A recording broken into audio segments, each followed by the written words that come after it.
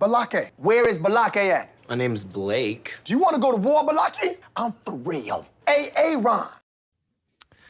Ron is here, everyone. Welcome back for more SPTV. I'm joined today once again by Natalie Webster. How's it going, Natalie? Fabulous. Great day to not be in a cult. Every day is a great day not to be in a cult. Guys, for any newcomers, Natalie's channel on YouTube is Scientology Life After a Cult. If you are not subscribed to Natalie, run over there right now and do that. That would be amazing. We are live streaming to Natalie's channel as well. So you said that people were asking you some questions about Scientology's belief in life after death and similar questions like that. And it reminded you of an incident that you went through in Hawaii. Was this back in 2017? 2018. And for you, the story and what you went through in this story is in part kind of helps to answer the question about Scientologists' belief in life after death. So what happened? Well, January 2008 was what's now referred to as the Hawaii Missile Crisis. And I was back home in Hawaii on the Big Island with Was it 8 or 18? Family. Excuse me. Say that again. Was it 8 or 18? 18. 2018. So this was just a few years ago. So we're back home in Hawaii. We try to get back there each year to see family. We were there seeing my grandma and my dad. And it's me and all of my kids. 1, 2, 3, 4 generations of my family. If you count my grandma being there on vacation to see the family. It was the day we were getting ready to head back to Minnesota. So we all like to stay in one place. So we usually rent a house that can fit all or most of us. And then we all stay there. So we were kind of picking up the house. You know how you do when you're at a short-term rental and you got to clean up before you leave, or at least I do. And all of a sudden that morning, not everybody else was up, but they were up pretty quick after this happened. My son, I think, was at the beach. Our phones start going off with this loud alarm sound. And I mean, everybody's phone all around the house, you could hear it. And they didn't go off at exactly the same time either. So they're going off with this loud noise over and over again. And we're all looking at our phones and everybody is getting exactly the same message. We turned on the television. We saw exactly the same message. And it was ballistic missile threat inbound to Hawaii. Seek immediate shelter. This is not a drill. This is not the message you want to see. At first we thought, my brother-in-law was there and he's really level-headed. And we're like, well, this can't be, because your initial reaction is no, this can't be. This has got to be something weird with the cell phones. We don't know what happened. But when we turned on the television and that's the same message that was blaring and it kept going off over and over again, it would stop and then it would start up again. We started to take it seriously. And we thought, okay. And again, in 2018, we were already all out of Scientology. The family that were in Scientology had left Scientology. And we're thinking, all right, this seems like this could actually really be true. So some of the family members went in the middle of the house because it was the most enclosed space. There really aren't basements in Hawaii. And it was where we thought would probably be the most isolated. While at the same time, we're thinking, what's it really going to do? If there's a ballistic missile coming, is it being in the middle of the house really going to make a difference? And where's it headed? Is it headed to Oahu, where Pearl Harbor is, or is it headed to the Big Island? Is it going to affect all of the islands? We were literally at one point, or at least I was Googling, like, how far does a ballistic missile, blow up area reach? And it wasn't long before we were like, okay, we just have to take this seriously because it seems real. Everywhere we turn, this message is just blaring over and over and over again. And that sound, when alerts go off now on the cell phone, Amber Alert or whatever, still completely triggers me and people in my family too, for obvious reasons. So we're all in there and I'm thinking, okay, if this is really happening, how are we going to do this? Because I thought, okay, I have no control over what's going to happen here. Absolutely none. So if this is going to happen, what is the best possible scenario for it to happen? Do I want to be afraid and scared in the same room as a washer and dryer? No, I did not.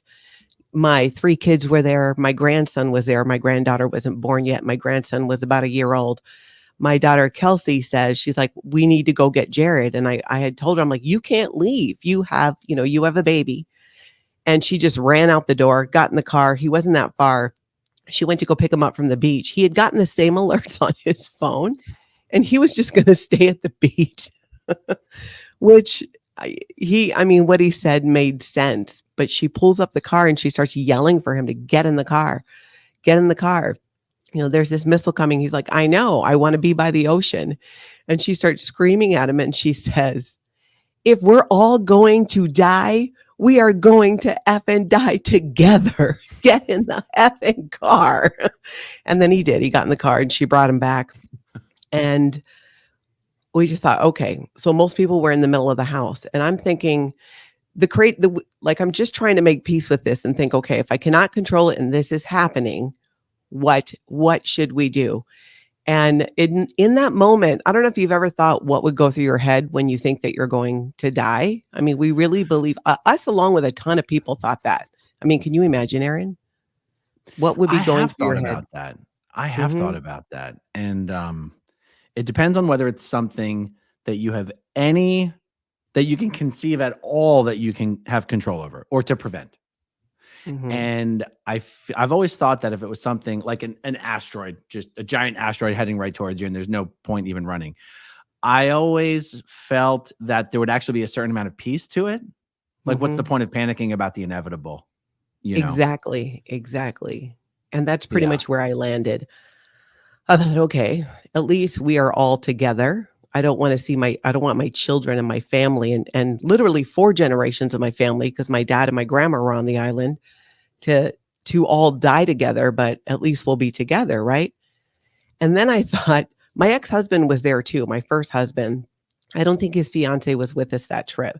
My first husband I had met in the Sea Org. We got married when we were teenagers in the Sea Org. And he was there. And what was going through my head actually is I thought, okay, I don't know what happens after I die. I was thinking like, I don't know what's going to happen. I know what I used to believe in Scientology, but I'm just not sure anymore. I'm not 100% on anything. And then I thought, what if it's true that where you die, you get stuck there? Like I would be stuck in the house for eternity with my ex-husband. Yeah, this is what was going through my head, and I love Dan, but I didn't want to spend eternity with him in this house. Though if the rest of my family was there and we could all ghost together, then maybe. So I decided.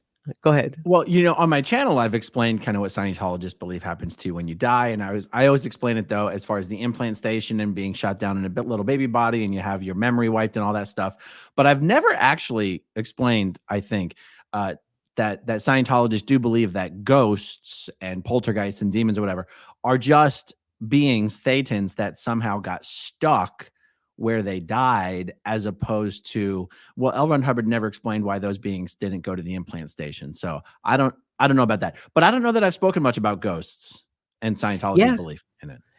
Yeah. And I wasn't, post Scientology prior to that. Like you were saying, I thought, okay, we die and we come back in another body. And I just wasn't sure. I didn't know. And so I thought, you know what? Okay, well, I'm going to cover my bases. I wanted to get my kids outside, or at least we had this beautiful kind of porch area, lanai outside that was really nice. And I thought, okay, well, maybe we'll just all go there, because if we're in the house or out of the house, it's just not going to make a difference. And I had decided, okay, that's what we'll do. I'm going to go get everybody. We need to get out of that stupid room that's not going to stop anything, and just be in a nicer environment to just find, just try and kind of find some peace. It was really quiet. Everybody was pretty quiet, except for checking. Different people were checking to see if we could find updates anywhere on what was happening. We couldn't find that anywhere. I had called Tony back home. Other than Tony and his boys, like I said, my whole family was there in Hawaii. And he was at work by then. and I let him know what was happening. And he couldn't find anything on the internet or anything yet that said that this was happening or this alert had even gone out. And so I was like, okay, I'm like, I love you. I'm going to go check on everybody and I'll call you back. And I was never going to call him back. I just didn't want him to be on the phone listening if it happened. So I got off the phone with him. And then I went and I was just walking into the room to go grab my kids or everyone and say, hey, I'm all for if we're going to die, we don't do it next to the washer and dryer. We are in Hawaii. Maybe we could even make it out to the beach. I don't know, but this is not the place. And right when I got in the room, someone said, it's not real. It's not real. There's a tweet. And I think it was Tulsi Gabbard, who was she was in oh goodness, my sister would know. She was in Congress or something. Now I think she works in the news. And she had sent something out saying, this is a mistake, that this alert is not real. There is no missile heading to Hawaii. People were putting their kids in manholes, taking off the manhole covers and putting their children into the sewer system, thinking that maybe that would save them. Because remember, nobody has a basement in Hawaii. And I mean, it was chaotic. Where we were on the island, I don't recall that we heard sirens outside, but apparently the sirens were going off everywhere else in the major areas all over Oahu. I think different parts of, I think where we were, we just couldn't hear it, or we just weren't hearing it. And when we found out that, okay, this is not happening, this isn't real, it was almost like everybody's reaction was we were just still so in shock that it took more than a minute for us to just really feel that relief, because we were just like here. And when we finally processed that, okay, it's not happening. Okay. We had such relief. And then later we got really freaking angry. I think a lot of people did. I know they did all over Hawaii, because think about it. However many, over 1 million, 2 million people in the morning, it was a morning, and it was at, around like 8 o'clock or so, 8, 9 a.m., all getting the same alert, being told it's not a drill to take shelter. And for 38 minutes, thinking you and anybody else around you is going to die. Jim Carrey talks about it. He was there. He was in Hawaii writing his book. And that's where I heard this story. Mm-hmm. And with 10 minutes to go, in fact, the cover of his book that he ended up publishing I think it's a picture he took of himself where it was his face when he found out he had 10 minutes to live. And he could not get to anybody. I remember getting familiar with his story. I saw something where he shared it, and wherever he was, there was a great view, and he pretty much settled into there and just really, really just dropped into gratitude, how much he was grateful for, and just had peace about it. It was insane. There's so many stories and people that were there, lived there, and visitors and whatnot. We were very, very relieved, but it really kind of made me realize too, like, I don't know what's going to happen when we die. And someone had asked me in the comments, like, what I thought about death now, or, how sometimes Scientologists can be very cavalier in referring to somebody dying as, oh, they dropped the body. They just dropped the body. It's just like saying like, oh, I dropped cable, and yeah, I cut the cord. Just know, that lack of emotion or trying to minimize that loss. And Aaron, you tell me what you think, but I think that is done in large part to not slow down production, so that you get back to going on course, going and getting your Scientology auditing, or working on your post. They just dropped the body. It's not, it's not a big deal. Yeah. I think for me, the concept of minimalizing, trivializing the loss of life is kind of part of an overall greater minimalizing of core social values, well, such as family, right? And by resting everything upon this belief that we're all 76 trillion years old, and None of us are really related to each other. We're all independent, godlike beings. And we all, I guess, spawned from some spiritual big bang way back when that L. Ron Hubbard never bothered to try to explain.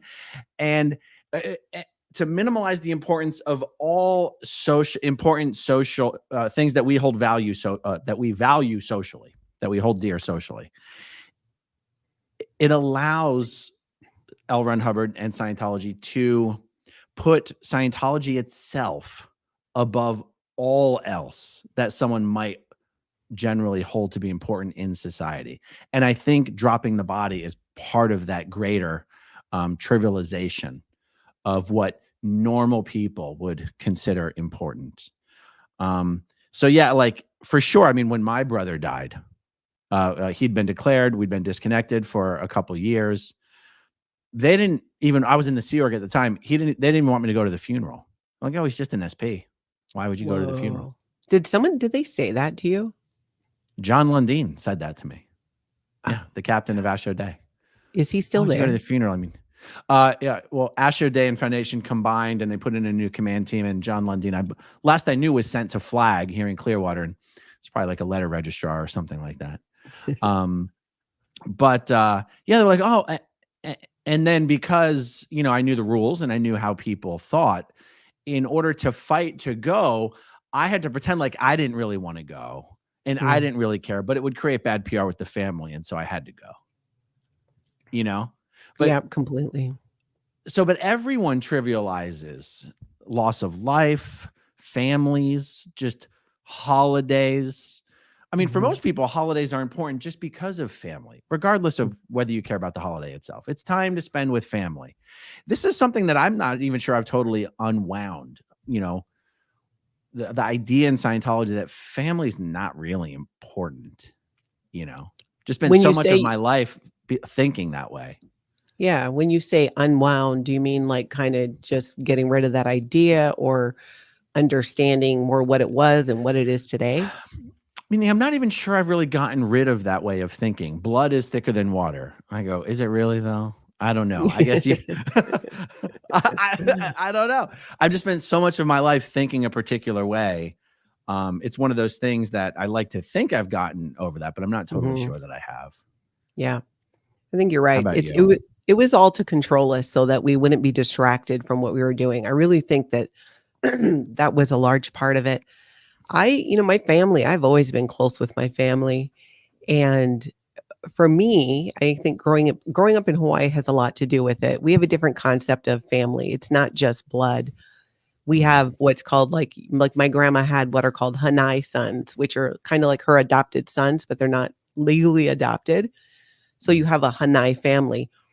And once you're family like that, like my ex-husband, like Dan, I mean, all these years later, and we're traveling to Hawaii together with the kids and the grandkids, and he and his fiance come to Minnesota, and we're family. That would be considered like a Hanai family. So it's different. But as far as the concept of family, yeah, I think it's completely, I would say I definitely no longer hold on to that there are other things that could be more important. I am guilty of not prioritizing my family at times. That is something that I struggle with, especially with work, which I think is not uncommon even outside of Scientology.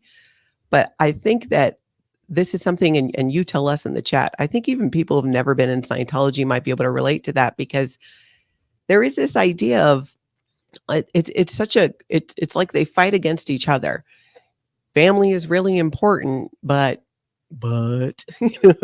you have to do these things, and work is important too. And where do you find that balance? I think it's a really kind of common ongoing problem. But in Scientology and the Sea Org, it is next level, because it's all about the group. And by group, they mean Scientology itself, the organization. That's why it's always the whole, you in Scientology, you protect the group first. So you isolate whoever's being a ding dong or whatever, and then you handle them later, afterwards. But you protect the group first. Everything is about this whole group first. And that's where they get you so much in this mindset and brainwashing of, you need to do what's best for the group, as if the group as a whole is more important than anything else that you have going on. that's something that was so drilled into us, better than family. When I was in the Sea Org, my sister and I were both in the Sea Org, and our grandma died back in Hawaii. I was able to get the time off because I was working in the Estates Org at that time, and they weren't as crazy as some of the other organizations. She might have been I think she was still a messenger then, and she was not allowed to go. They told her she couldn't go to the funeral, so she just went. She blew and she went, and I think that's actually what got her busted down to the organization I was in, into the Estates Org, because she just went to our grandma's funeral and just didn't listen. But can you imagine, you work at a company and then they tell you, no, you can't leave to go to your family member's funeral, or you shouldn't care because your brother was declared a suppressive person. Oh, that just makes me so mad. Yeah. I mean, particularly in Scientology, I think that it's pushed heavily to make disconnection easier Easy. to justify why it's okay. Well, you're not disconnecting from your daughter. You don't really have a daughter. You helped create your daughter's body, but you don't create a thetan. So who Yeah, really you're an cares? I immortal mean, being. yeah, you'll be her daughter next lifetime or whatever. Mhm. Yeah.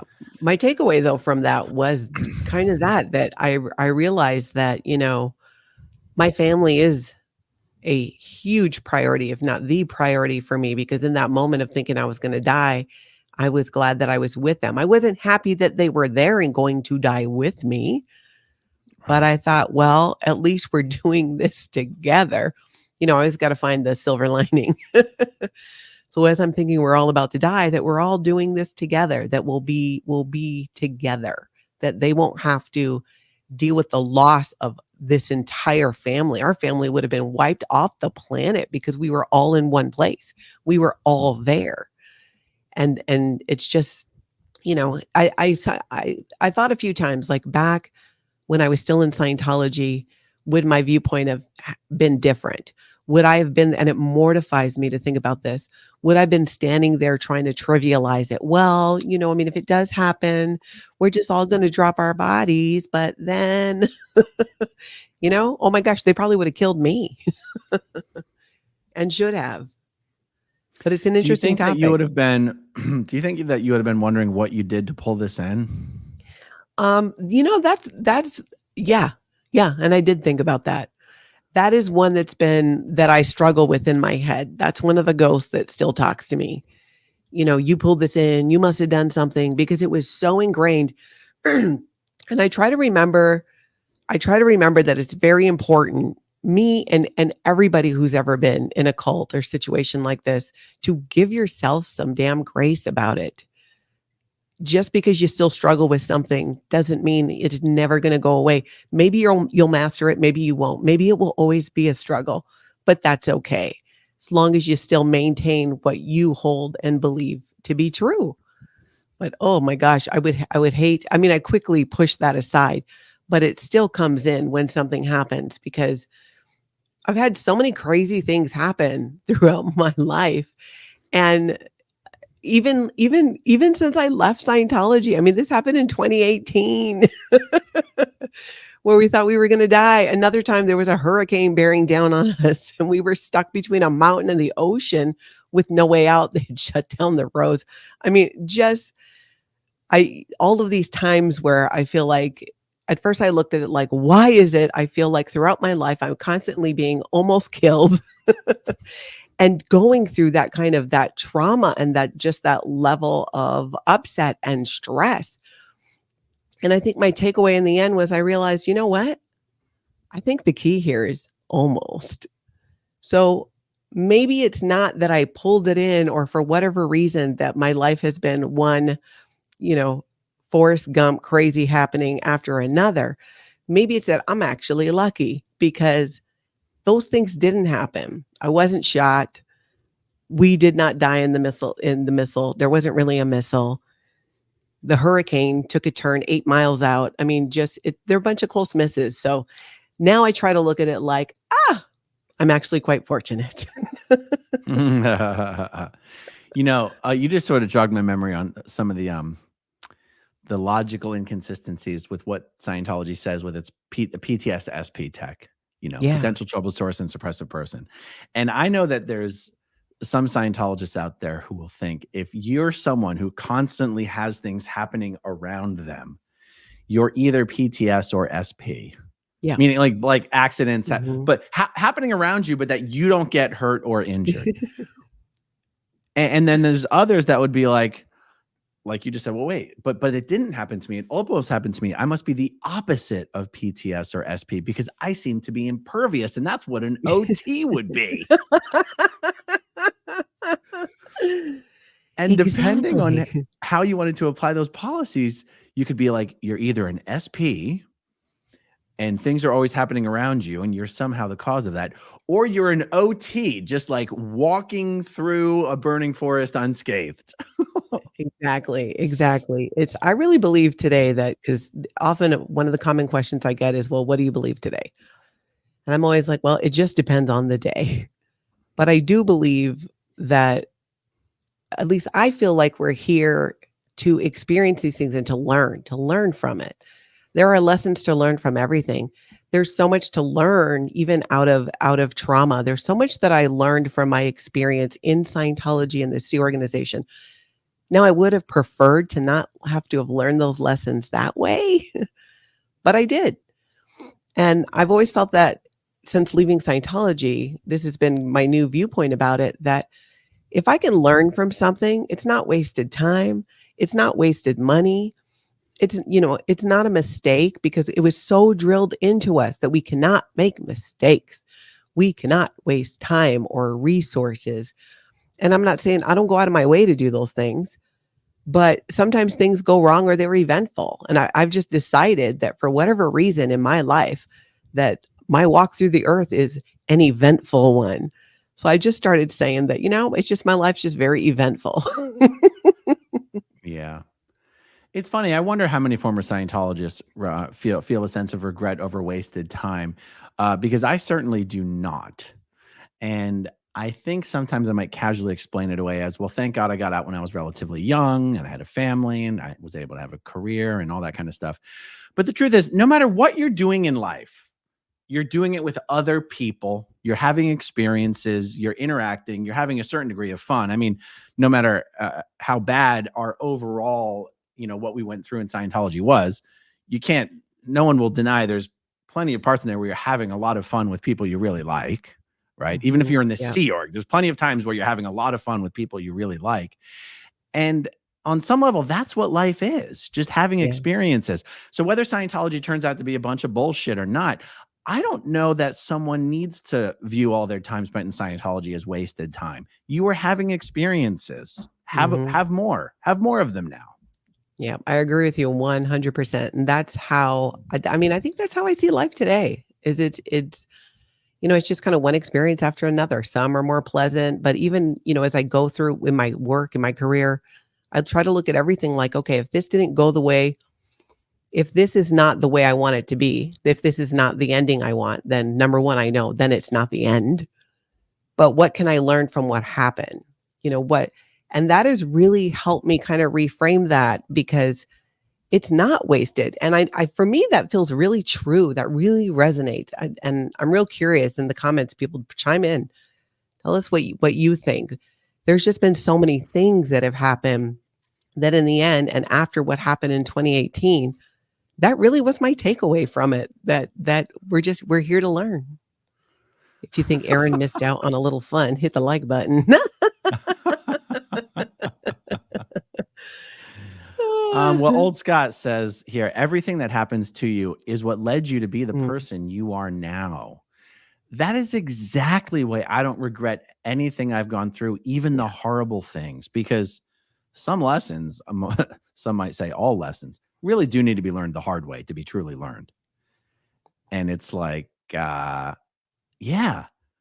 think it's true. Like, let's say, I met my wife in the Sea Org and we have 3 beautiful daughters. And no matter what, it's like, how could you possibly, I wish I hadn't had that experience, when that experience is what led to now.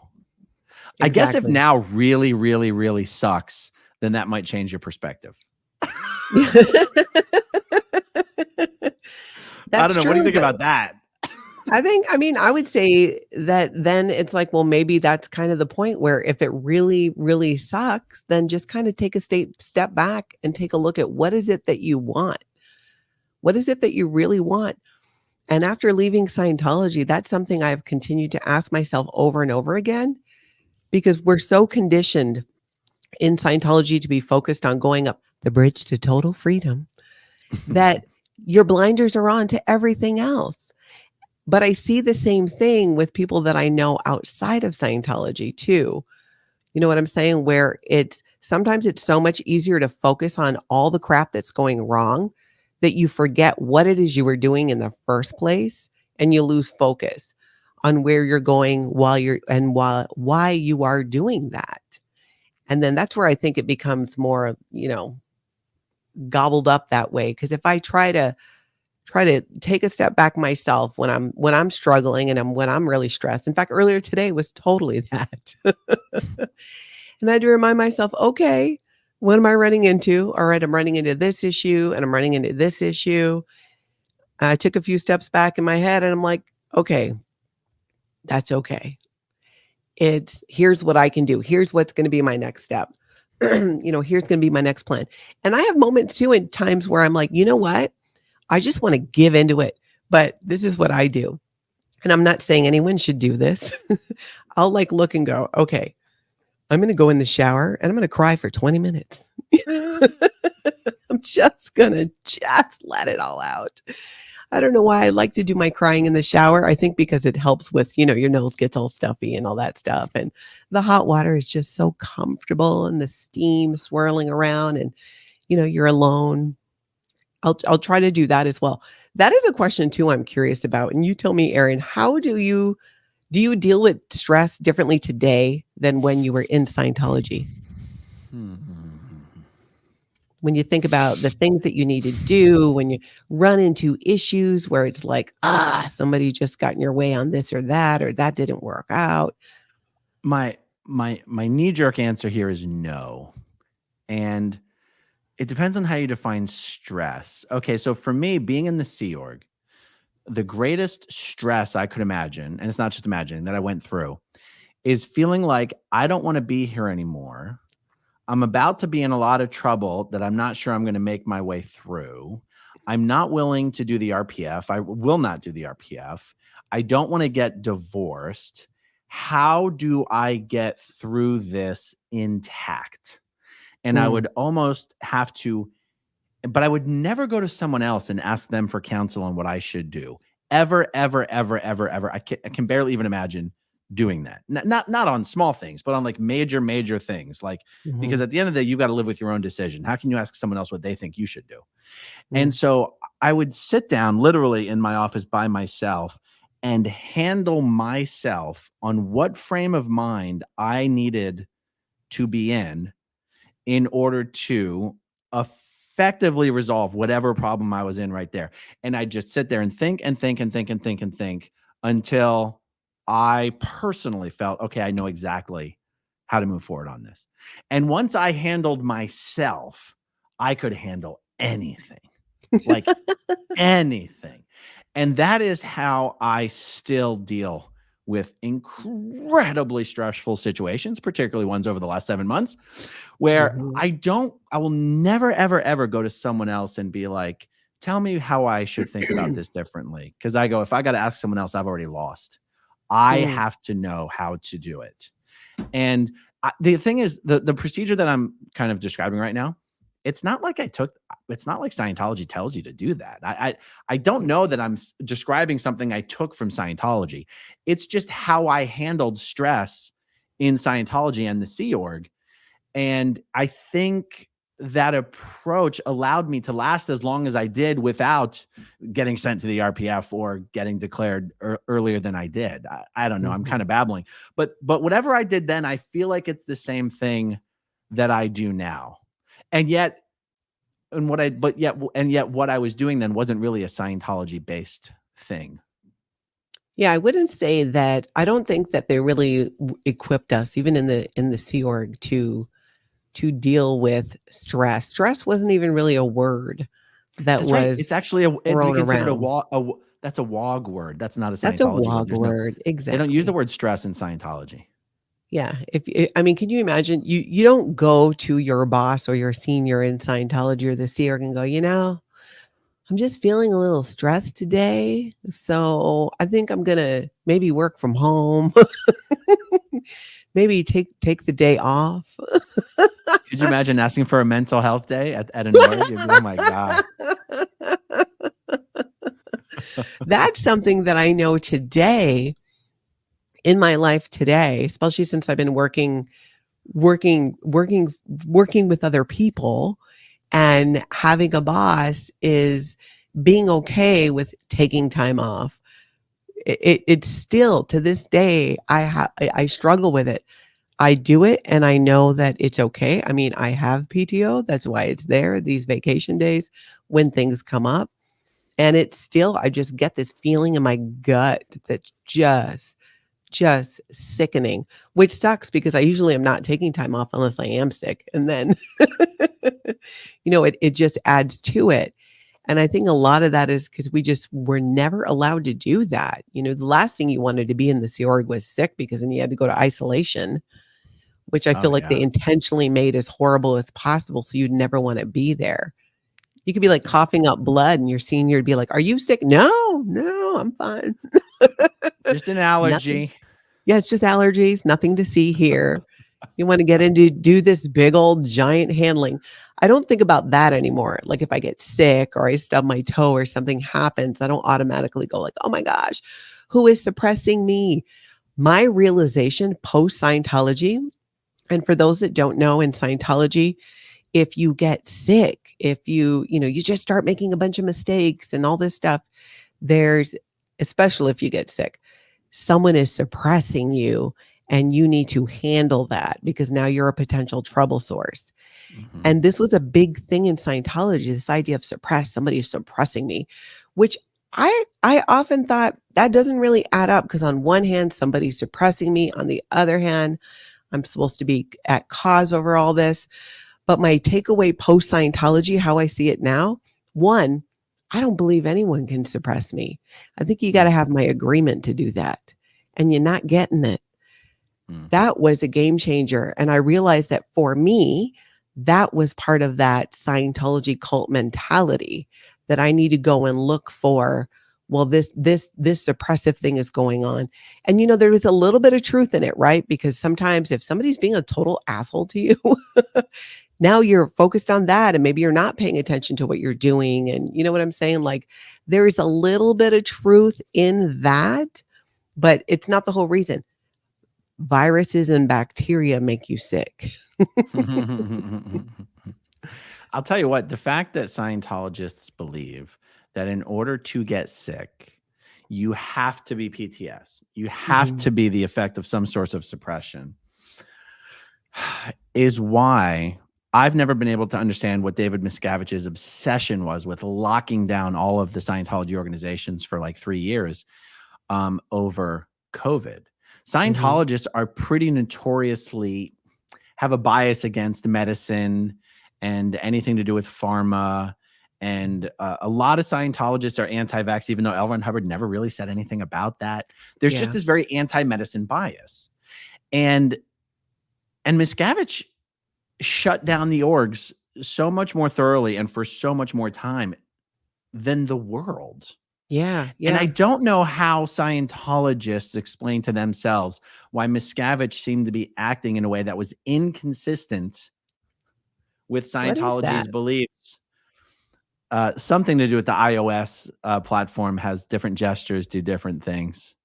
Like, watch this. I want fireworks. Where's the laser show? Where's the laser show? I have Come no on lasers. now. Maybe it can't. There we go. Oh, there you go. Boom.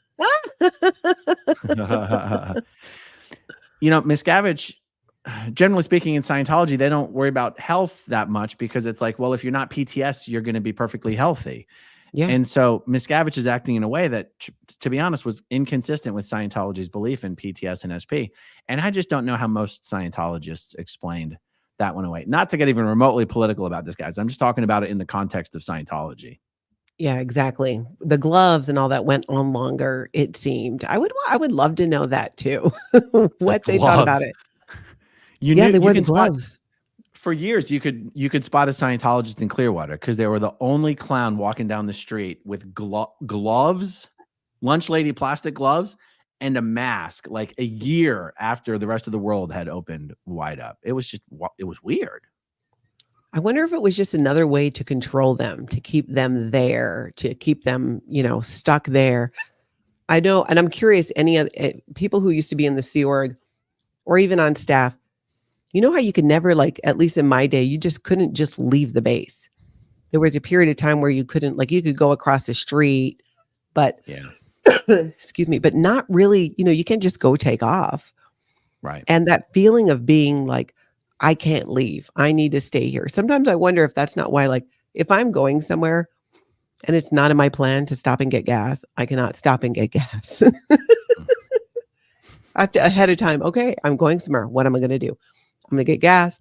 I'm going to pick this up, and then I'm going to be at my office. And any alteration of that, it's just like, oh, nope, nope, nope. Oh my God, I'm the same way. Really? I'm the same way. If we're So heading is my somewhere, can we sister. stop here? No, why not? Because that wasn't the plan. We're not. Yeah, no, we were plan. going this way. No. Yeah.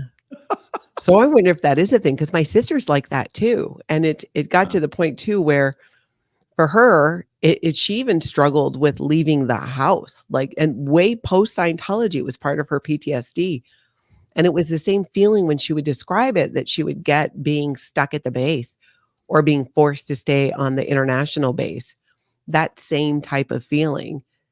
So I try to now, I'm like, okay, I need to break that. And I think the only way to do it is to do it. So I try to do things a little differently, even little things. Like I don't brush my teeth the same way. I used to always do it the same way, exactly the same way. And I realized, like, I was getting so hung up on doing things exactly a certain way. And I asked myself, do I have this compulsion of having to do something exactly the same way because maybe I'm a little OCD, or is it because I was so indoctrinated to believe that you do it the same way? Like when you do, I don't know if you ever went to the ship and did any of their training there. And even in the Sea Org, you always got to be prepared for some kind of disaster. And that's why it's so important that everything is done the same way. Everybody does everything the same way. You wash a car like this. You do laundry like this. And it's all the same way. So I try to, as much as possible, kind of break those circuits. We go the same way to work, stuff. I mean, sometimes that can't be helped. All right, let's see. Oh, I think this was from early on when we were talking. Oh, just about the Hawaii emergency crisis or the Hawaii missile alert. We survived incident 2. We got this. I can never remember what incident 1 and incident 2 are, but I get the joke. Dylan Blowdrill says, I was able to get a CSW approved to go to my great grandmother's funeral when I was at Flag. Yeah. Oh, that's good. It's really good when it works out. I knew so many people where it didn't. Louis Repetto says, in Scientology language, LRH is invalidating the body to have zero meaning. It's That interesting. I makes think a lot that's of also how sense. Scientologists explain away why L. Ron Hubbard very obviously did not take good care of his physical health. Because he wasn't paying attention to his body. Or they say, it's just a body, who cares? And you go, the way to happiness says otherwise, Yeah. Or like the smoking. Yeah. So many Sea Org members, I don't know if that's still the case, but I know in my day, we're big smokers. More so in the Sea Org than outside of the Sea Org. More so on staff it's than crazy. Than public Scientologists. It's a miracle that I never smoked. Like, my mom smoked when I was growing up. All the staff members smoked. The Sea Org members smoked. It's the one thing that I was like, ew, that's nasty.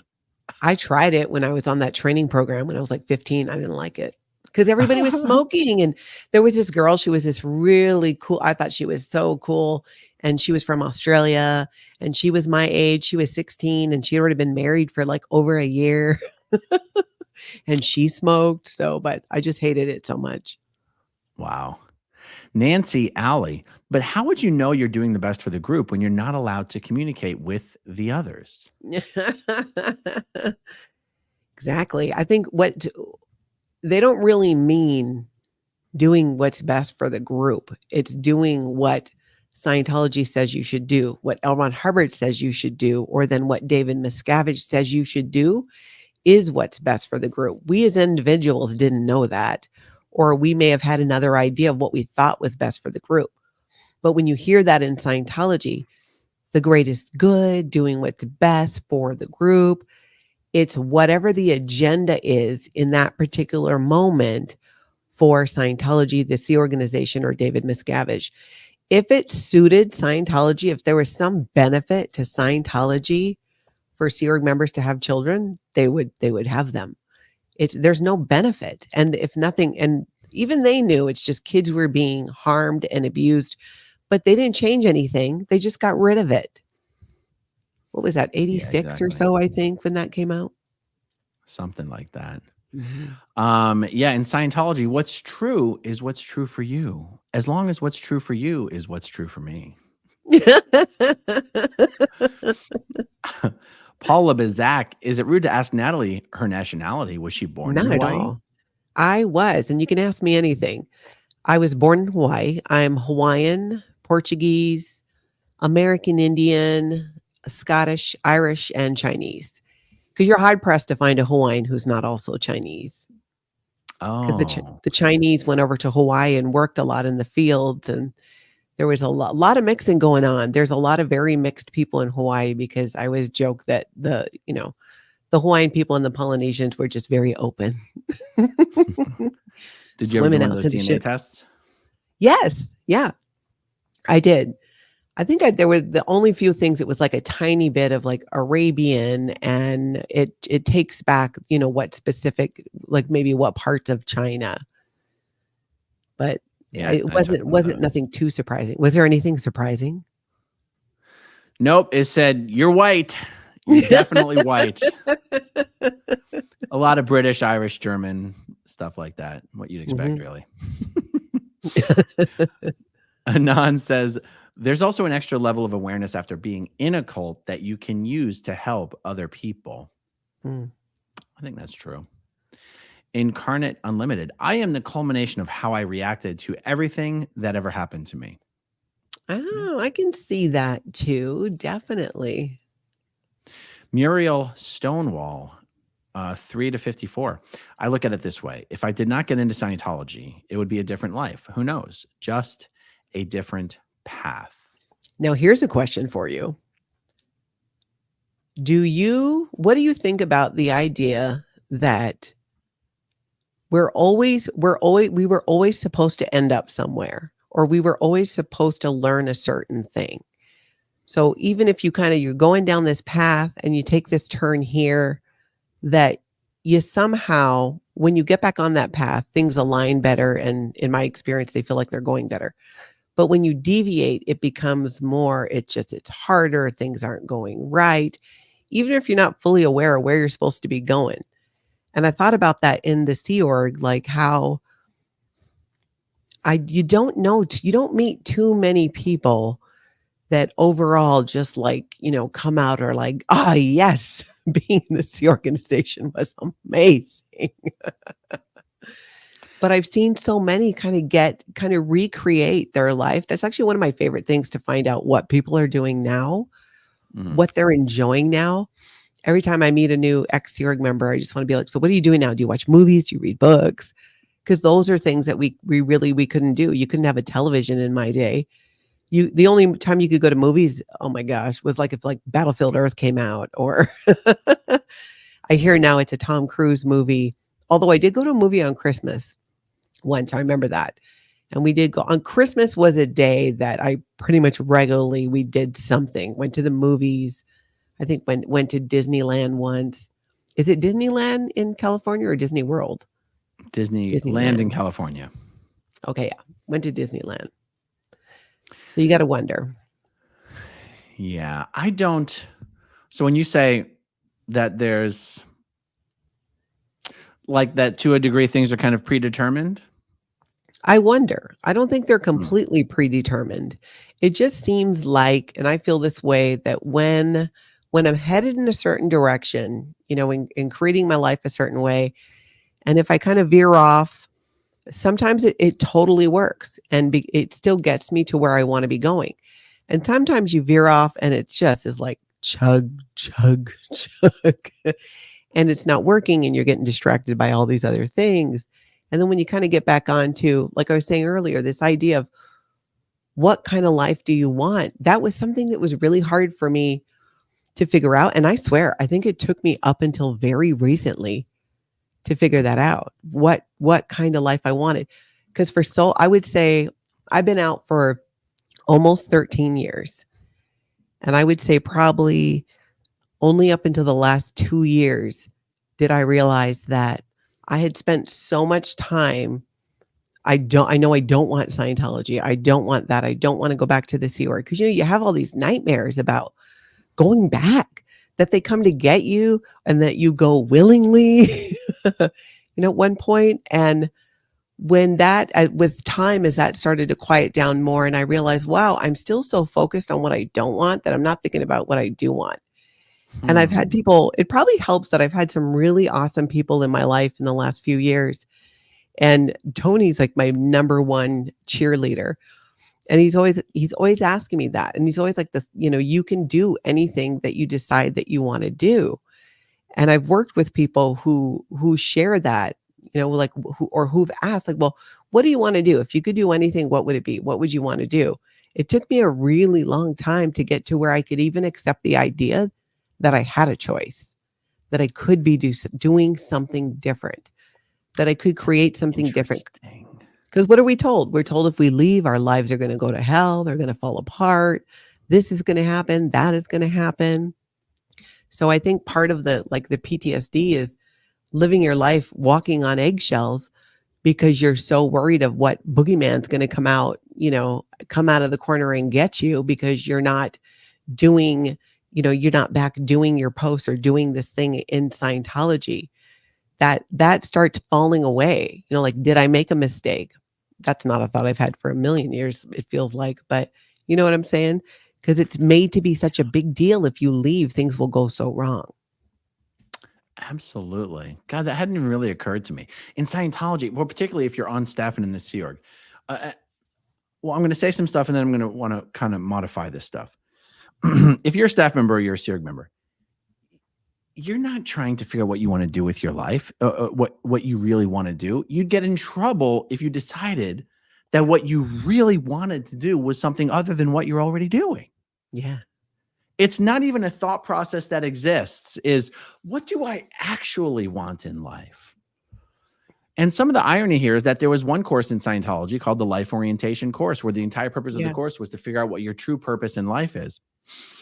And one of the reasons David Miscavige got rid of that course is way too many people were deciding that their purpose in life was something other than working for Scientology. Wow, I didn't know we got rid of it. You can't do Key to Life and LOC anymore. Really? They don't exist. There's no delivery teams. You cannot buy and pay and do those courses. Wow. Did you do them? Yes, I loved them. Yeah, I did it. They were actually transformational courses for me, particularly because I did them at such a young age. It allowed me to think about life and focus on life, even if through a Scientology lens. But at 13 years old, 14 years old, people aren't usually having the opportunity to spend months and months and months thinking about their life. Yeah. And for me, it actually was helpful for me at that young age to focus on that. But what it also did for me at that time was get me very, very, very focused on, unfortunately, working for Scientology. Yeah. It just so happened to be that I embraced it, right? But it's funny that Miscavige got rid of the one course that was actually supposed to be to help people figure out how they really wanted to be happiest in life. And how you could bring the different parts of your life in alignment with what that was, with what you wanted to do. I agree with you on that. I could have lived without all of the small world words, even though it was helpful. But that was like, oh my gosh, that was kind of like, the book was this big that you had to study and learn every definition of is, the, of, or, and all that. I had them all memorized. I did it so many times. Really? I was that little nerd. I did the 6C book. The 6C book was the one with all the small common words.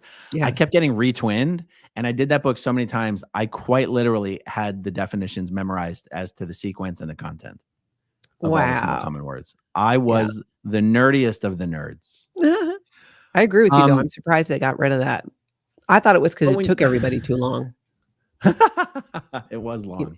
Yeah, if you got But somebody what- on that for a couple of years, you can't be making money off of them for another service Exactly. because you couldn't mix with that one.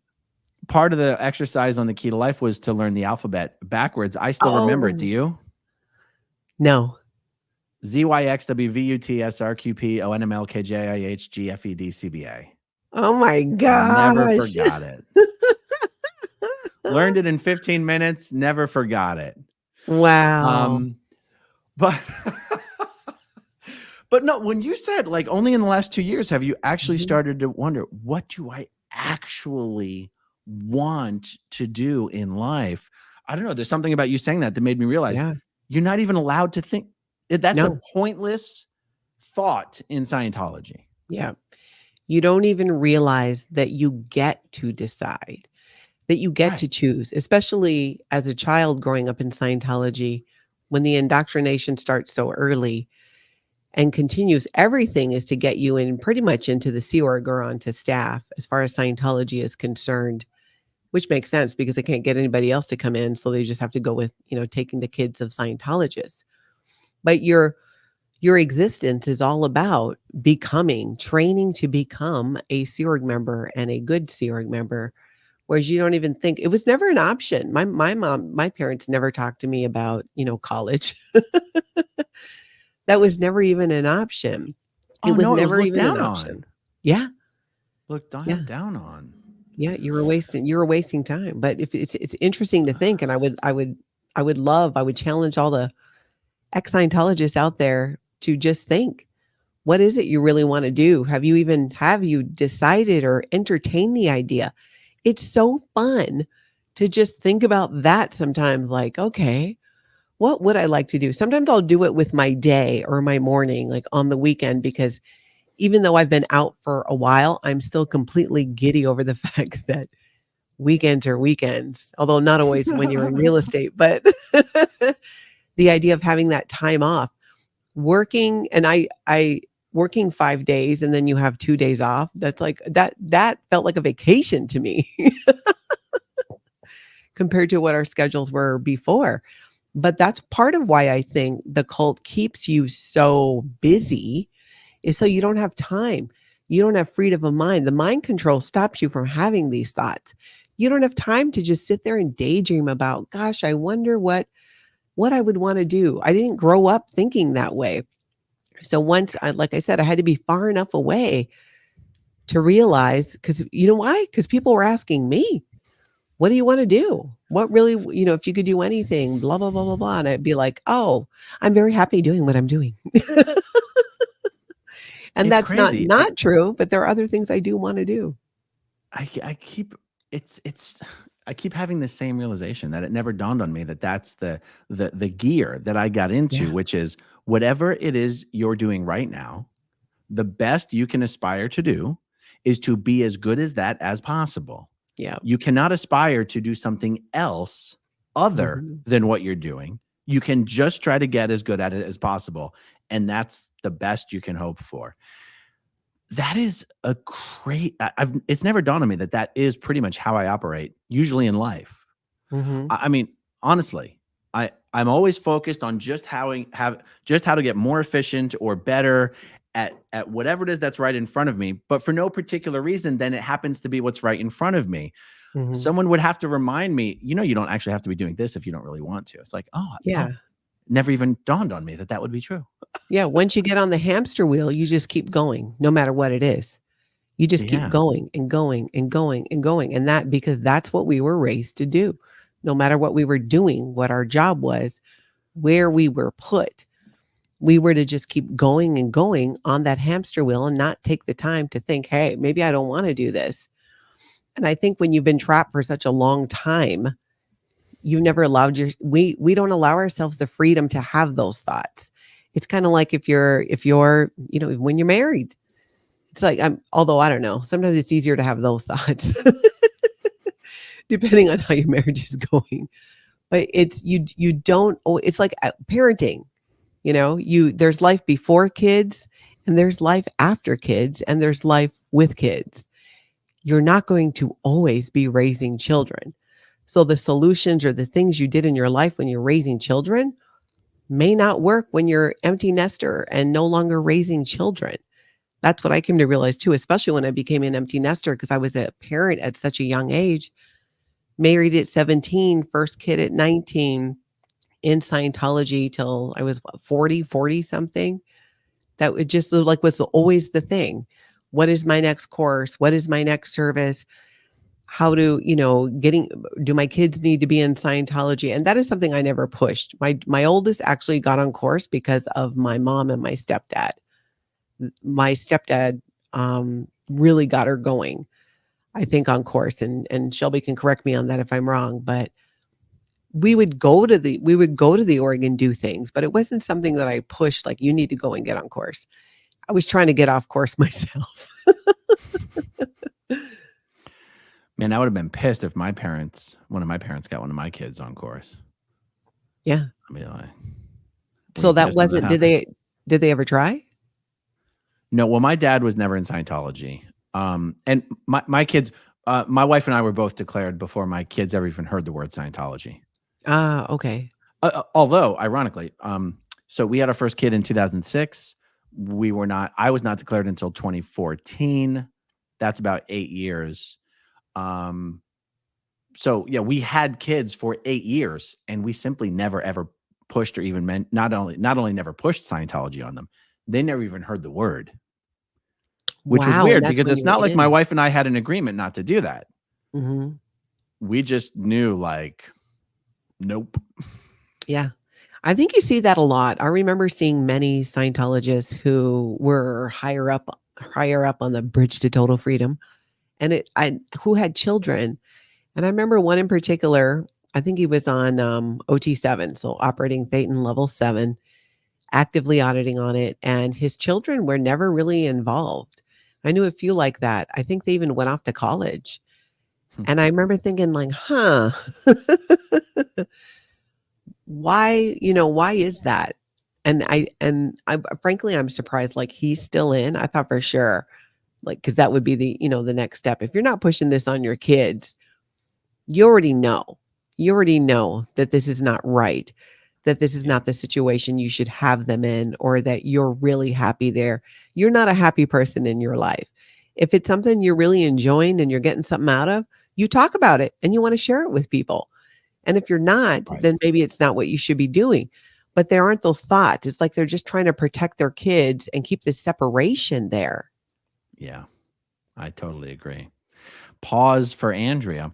Speaking for myself, I think that's why us Neverends are fascinated by your stories. Your resilience and ability to move forward is remarkable and admirable. Oh, that's very sweet. And I think a lot of it does come from that, right? We always had to push through. I hate the phrase, the make it go right. Make it go right. Make it go right. The way out is the way through. It's like, what no, the way out. Exactly. What turns it on, turns it off. Oh, Lord. Anon says that created witch hunts every time you would get sick. Ooh. Yeah. Mm-hmm. Someone had to find the suppressive person every time somebody got sick. Yeah. Anon says they even wore gloves to house visits a year after the end of COVID. Ooh, yeah. That's awkward. Seems even a little rude. I know, right? Exactly. It does seem rude. Incarnate Unlimited. I can wax philosophical all I want. Bottom line, at the end of the day, though, you are more. You are more what you do than what you believe or think. You can have the greatest moral set, but if you never use it, what do? And then it ran out. Oh, yeah. No, I get that. I agree with that as well. Incarnate Unlimited also says this: the closest to a cult I was being a witch privately. I didn't have a group of witches. Do they call it a coven? What do they call a group of witches? Does anybody know? Hey, live coven. Chat. Oh, it is a coven. Okay, how about that? I did not have a group of witches I associated with, or it could have been more cultish. Yep. Could be. I got a couple books on witchcraft. On it, it Yeah. actually came about in an odd way because I like making candles. I wanted to make some candles, so I had to learn how to make the candles. Then I had to learn what went in the candles, and it was essential oil. So then I thought, okay, these essential oils are kind of expensive. Could I make my own? Yes. You have to get the herbs. Where do you get the herbs? Oh, what else can the herbs do? I just went down this whole thing. And then my takeaway that witchcraft is pretty much just using rituals to set your intention. I don't know that all that stuff matters. I did not become a witch, but if that's what works for you, then I was really hoping you were going to say, and where do you get herbs? Witches.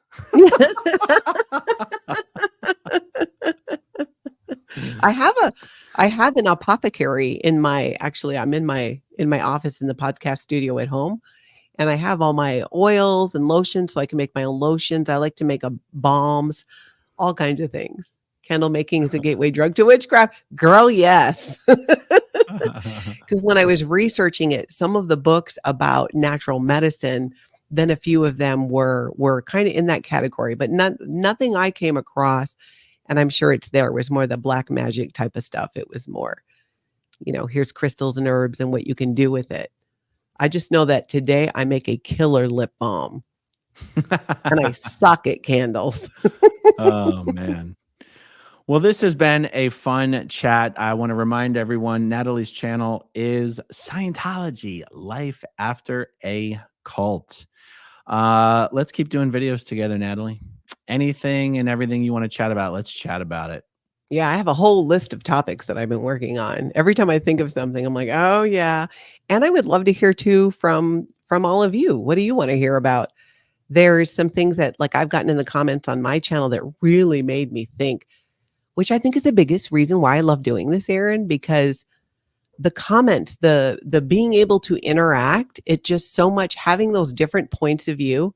Because I love being able to see something from a different way, because I think that's the only way to have more of a well-rounded idea or understanding is to be able to look at it from over here and then from over here. But if I've never been over there, I don't know how to look at it from there. And that's why I love people who've never been in Scientology, which is pretty much everyone, because it helps with that different point of view. When you grew up with this very, very strict way of thinking, it doesn't allow for a different point of view. So I borrow them from other people. Oh, you're Scottish. Sorry, I clicked the wrong thing. Nice. All right, cool, everyone. Well, thanks for hanging out with us this, I was going to say afternoon, but it's evening, isn't it? It is for me. I think so. Thank you, as always, to everyone who watches until the very end, and we'll talk to you soon. Okay, if you want to see my rock and roll songs, click right on this guitar. And if you want to see a different one of my videos,